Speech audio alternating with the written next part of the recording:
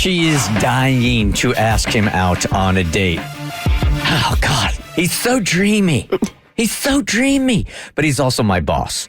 So she's asking an email. And if you guys got something going on in your life and you want to share it with us, we'll try to get Bert Show fam to give you some advice. Hit us up at thebertshow.com. Mo has got the email. Bert Show, I would love your advice on something.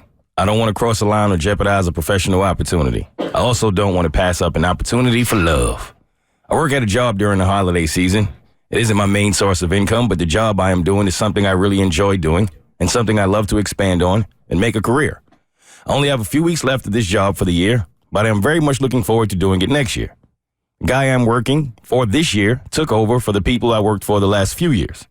My new boss is insanely good looking and funny. I love being around him. We are both in our 30s.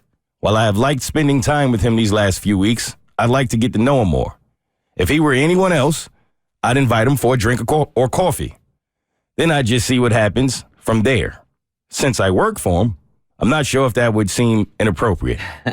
If he does think it's weird, I'm afraid it will hurt my opportunity for next year. So, how do I go about getting to know him better or maybe asking him out without hurting my job next year? Amanda. This man is off limits. It's your boss.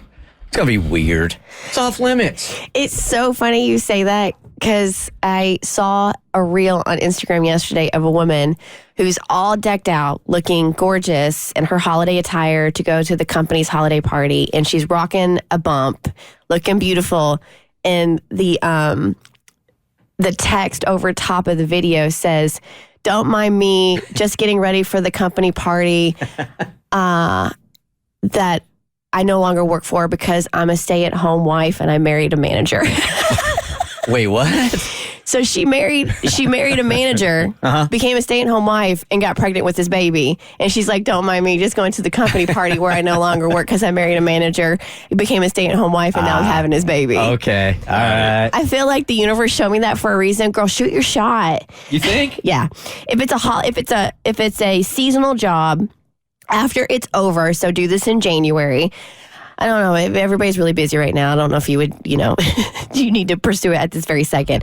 But as soon as you are done with that seasonal job, go ahead and do it. But don't do it while you're there. No. Yeah. It's got to be once the job is over.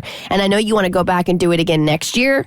But I still think you'll be able to find a backup seasonal job because so many people are short-staffed. So that's why I'm like, you're both in your 30s. He's hot. Go for it. I don't feel like she should do it. I've always felt like in situations like this, especially if there's a power dynamic, then it has to come from the person in the position of power. Like if you do go out with drinks, it's fine, but I feel like he has to be the one to initiate it, not her. But then you're making yourself real vulnerable because you are that person in the position of power, making it awkward for your employee, especially if she's not into it, man. So I don't know what good can come from that end either. See, I would feel a little bit differently if it was like the boss asking the employee out because of that power dynamic.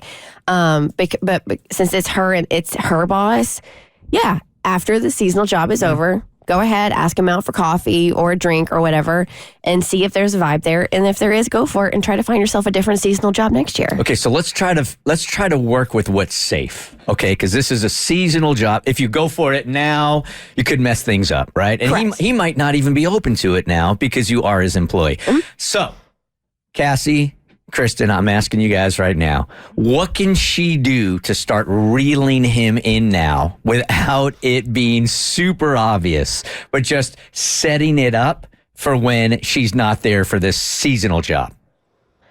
Oh, God. For me, it's about the body language.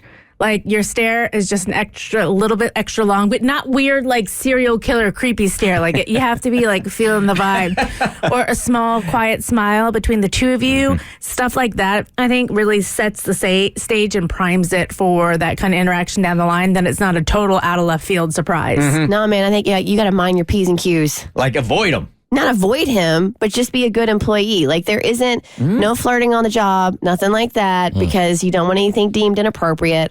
You can have some No, I wouldn't even do that. I would just, I'm going to be a stickler for keep it professional. And the thing is, and you guys say this all the time, there shouldn't have to be any priming of the pump. If he's into you, he'll be into you. He'll think you're hot and he'll want to go out with you. If he's not, he's not. But the thing is, he might not even consider it because she's an employee. So that's what I'm saying is, how do you plant those subliminal seeds right now for when the season is over? He's like, oh, God, thank God she doesn't work here anymore. You take him into the back stock room at the end of your shift when no one else is around. And I think you could do the rest. Wow. Wow. What? Look, if Krista This wants to escalated mind her quickly. P's and Q's, I'm just going to go total opposite balls to the wall. Literally. What if she did corner him, right, in wherever, right? And she just said, you know what? This job ends in 2 weeks. And when it does, you and I are going out. She better be right. And she better be off the clock. Like, I was making a joke. Don't do that on the clock because that is harassment. But like outside of your workplace, I think I would send him a text when you're off work and you're not actually at the workplace. Okay? No, I would wait till... Wait. Yep. Wait and let your work do your talking for you. And then when you hit him afterwards, he's going to be like, oh, she was great. Yeah, I'll go out and have a drink with her. That's what you're saying. Okay. The good news is, Kristen and I've tricked someone into marrying me for this long, and Kristen's married too. So either way you go, you're going to win because clearly I met my husband at work and I pulled it off. Clearly. And I took my husband to a strip club the first time we hung out. Clearly. Somewhere in between there is your success rate. Work in the club. The Bert Show. Like what you just watched? Well, you can get a lot more of The Bert Show for free on Apple, Spotify, or wherever you get your favorite podcasts.